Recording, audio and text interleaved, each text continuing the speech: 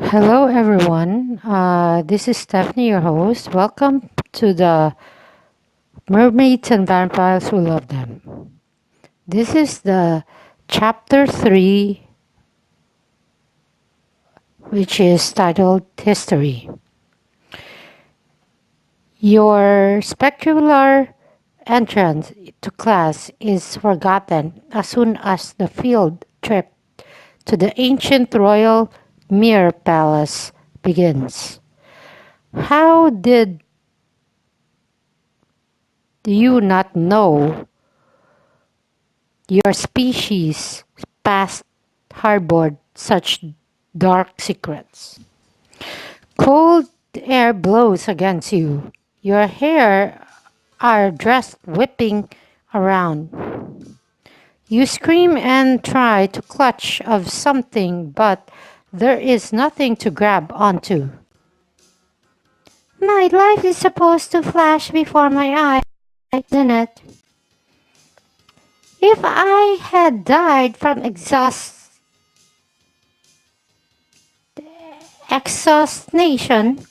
at the hands of a vampire, my parents would feel about sending me here. I have to die falling into a hole? At least I was sort of kissed before my diminish. You still feel the vampire cool lips on your mouth. You land with a gentle thud on something soft and there light beyond your closed eyelids. The air fragrant with the scent of ancient spice and salt. Is she, dead? Perhaps I am dead and gone to Atlantis. But just in case, you thud your dress down so it descends and open one eye. Leaning over you is a tow-headed boy in dark robes and a girl with long red hair. You've landed on a sheltered beach, squarely on a seemingly rectangular rectangle of carpet. No, she is so unquestionably alive.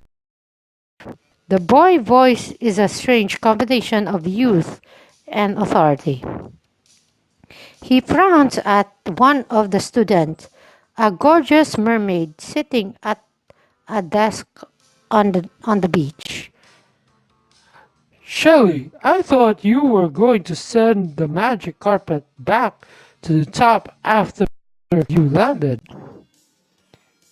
Sorry, headmaster. I totally forgot. Shelley doesn't look all that apologetic. We will discuss this later, Miss Sharkweather. He turns his attention back towards you. Anyway, welcome, Miss Fishwater. Are you alright? All right. It's definitely in question after a fall like that. I reply, I'm fine, thank you. I'm sure I'll feel better as soon as I can get back in water. Your heart is still pounding and your hand shakes, but nothing actually hurts. And if all the classes are like this, I might just swim away home. The boy nods calmly. I am Headmaster Crumpet. Welcome to History Supernatural Beings. We will begin today lesson Just a moment. We're waiting for our final student. You join with the other student who sits at desk in neat, if inglorious row on the beach. The red haired girl sits down next to you. Hi, I'm Pickle. Hi, I'm Jezebel. So, this is history class. Yes, it's my favorite. Instead of lecture about history, we get to see it as it happens. That does sound cool. And also pretty dangerous. Don't worry, it's just like a walk watching a movie with really awesome special effects. Pickles pauses suddenly, looking embarrassed. Wait, I forgot. Do you know about movies? I mean, you probably don't have them underwater. We don't, but we go see them on land sometimes. I have to wear a wig and contacts, but it's not a big deal. And I love popcorn. Oh, good. The gorgeous mermaid whispers something to a girl in a pink ball gown and tiara sitting beside her. They both giggle. Hmm, mean girls alert. I better deal with this before it gets out of hand. She seems nice. Ignore Shelley. She's always like that. Oh, well, just because we're both mermaid doesn't mean we're going to be friends. Probably not with her. No, she's super stuck up. But her best friend left school suddenly, so I feel bad for her. Who's her new friend in the ball gown? That's Lily Bella. She's a fairy princess. She's a handful, but she's pretty cool. The headmaster clears his sad throat and starts to talk about the ancient royal family. It's all stuff you've been hearing in your school for years. Then Pierce, of all people, strolls in on two full legs. Hello, Mr. Nightguard. Glad you're in one piece. Thank you, sir. I try. Pierce glances around the class as he ambles to his seat. Shelley leans, wave forward, and swirls a strand of her luscious locks. Hi, Pierce. He doesn't even look at her. Instead, he catches your eye and winks. I'm not sure how I feel about him, although I'm pretty sure how I feel about Shelley. I. Hmm. Ignore him completely. That's Pierce. He's nice, but kind of a loner. We've met. Pickles look like she's diving for a detail, but you don't explain. Excellent. Now that's we're all here. It's time to begin. Princess Flanella, we are ready? Who's Princess Vanilla? One our magical teacher. She's a full-fledged fairy. And we're ready for what now? A giant iridescent bubble flees over a cliff, heading straight at the class. No one is screaming or commenting about a bubble that looks like it's going to eat us, so I guess this is normal. The bubble encapsulates the whole class, then rockets into the sky. You gulp out loud. Pickles takes your hand. It's be okay, Jezebel. History class is fun. I'm down with history. I just hate heights. The bubbles plunge downward, sending your stomach in your throat. When the class sinks beneath the waves, you are able to unclench Pickle's hand. The bubble shoots past several fish and you swinge. This has got to be causing terrible turbulence. We aren't really here. This is the past ancient Greece, so we're not hurting any of the fish.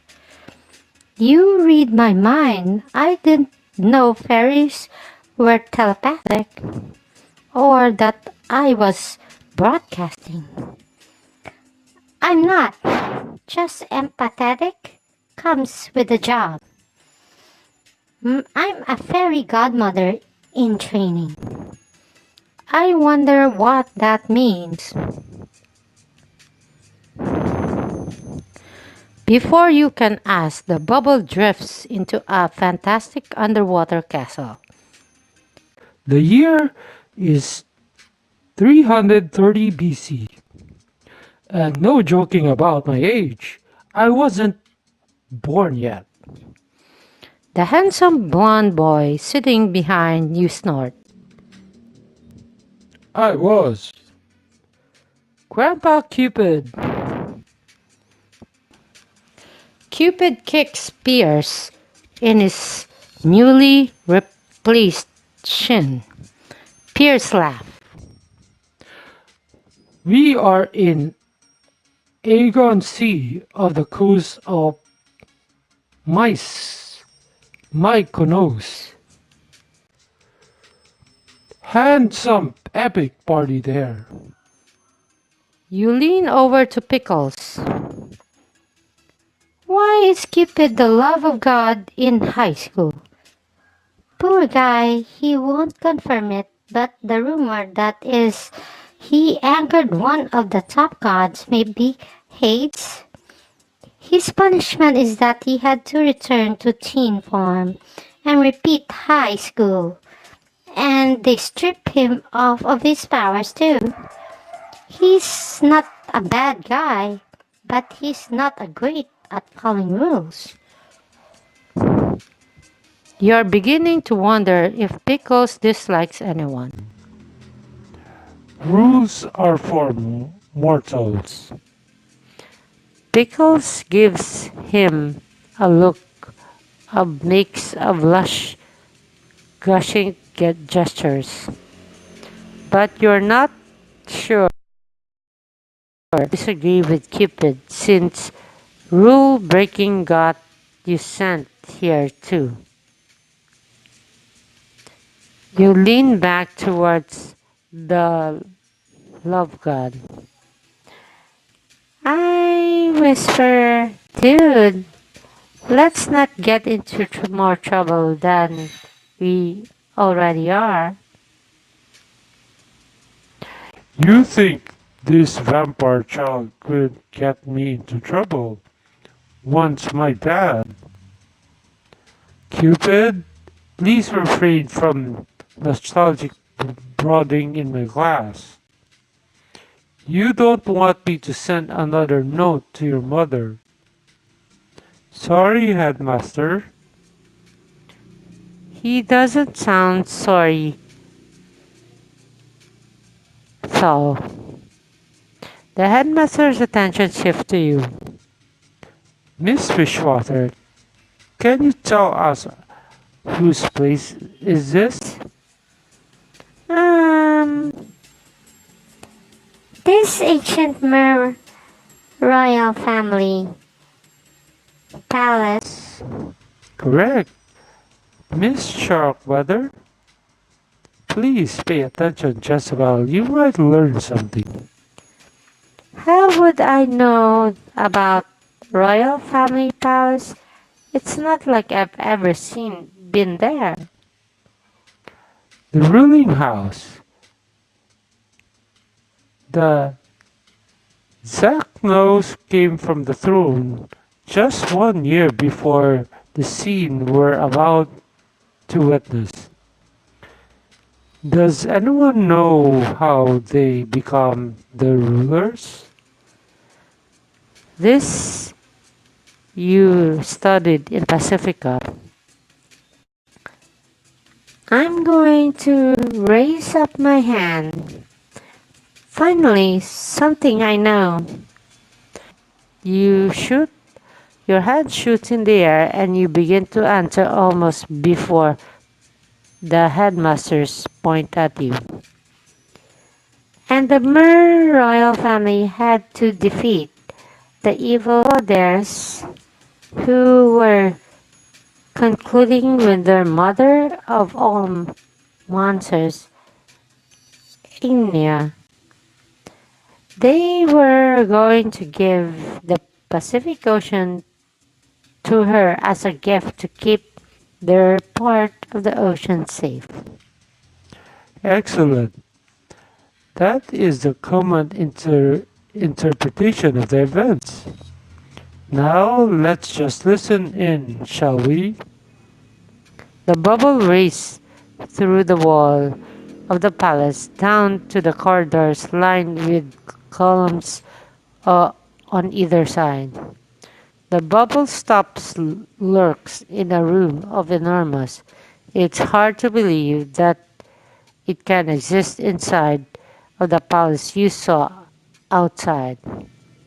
The door in front of the hall near the throne slides open and Murloc swims into the space.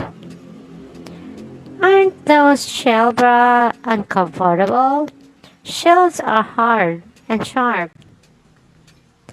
Now, if they're right size, the headmaster glanced at you, but Mer outside bubbles don't notice the class commotion at all. The lead takes position with the huge silver clocket, clockle shell throne. Lord and ladies of the ocean realm, welcome. She speaks in an old dialect of Mermish, which even barely understood.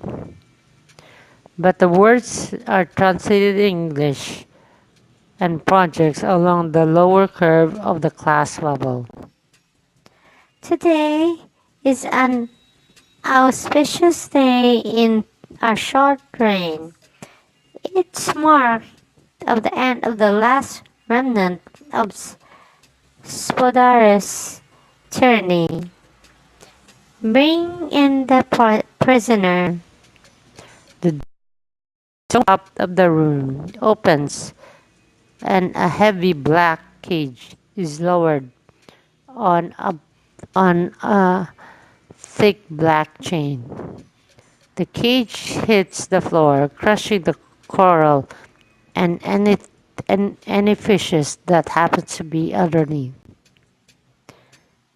Those poor fish. Why is the queen so careless? The occupant of the cage chuckles, murmurs and gasps fills the glass bubble. The creature is a kind you have never seen before. The narrow tail tip flicks through the bars, straining towards the mer queen. Her top half is beautiful maiden, huge with child, But below her swollen belly, instead of a fishtail, trails a snake body and coils of scale. Our kingdom is no longer suffer from your evil. I cannot tell you the joy it brings my heart to see you in cage. Ignia, Ignia, the mother of all monsters, Eom meals. what caused your highness? The blood you've spilled to get me here. How could you kill him, my lover, one of your own? It must mean the father of Ignia's child was a merman, a member of the royal family. He was a traitor and deserved his fate, as you do. No cage can hold me forever. I can curse you and your descendants. One of you will pay, and the ocean will be mine. Well, I guess you've cursed your own child then. Lucky for it, it will never be born. The Mer Queen kills her own descendants. I thought fairies' politics were so rough. This is not the version they teach in Mer School. The queen floats out of her shell and grabs Ignia's tail, digging her silver-tipped fingernails through the tough verpichal skin. Blood seeps into the water. Are the vampires going to go nuts? You glance at the rest of the class, but everyone, includes the vampire, is just staring at the drama unfolding before them. No, I guess they can't smell anything through the bubble. What I did for my own child. He died in your war just so you could rule. You are no better than I. You killed your own son. At least my intentions were pure. Silence, goodbye forever, Ignia. The floor of the ballroom rumbles as a hole opens. Ignia shakes the bars of her cage. Oh no, does she get out? Have have they been hiding this from us? But instead of breaking out, she smiles like this is what she wanted all along. Remember the curse. She breaks into hysterical laughter as the cage plumped into the hole, chain trailing after. Once after cages fully emerge, sand and shell and plant and gems fall top, burying the creature bit by bit, until Igna's laughter is completely silent. No one in the classroom speaks. Are you okay, Jezebel? You have to think about for a minute before responding. I no, I'm really shaken. We were raised to think that mer royal families as benevolent, and there they buried a pregnant creature alive. Oh great, a bleeding heart. No wonder you and Pickles get along. Shut up, Shelly. Alright, Flanella, lesson's over. Please bring us up back to campus. The headmaster checks his watch and swallows hard. Oh dear, we're late for lunch. And we vampires in class are rather hungry. Ah. Anyway, the chapter just ended. It seems I learned a bit of history from this chapter of the book about how dark, how every history has their own dark secrets, even for mermaid royal family. Thank you guys for watching my video. Please make comment and like and subscribe of all about my choices. Thank you and have a good day.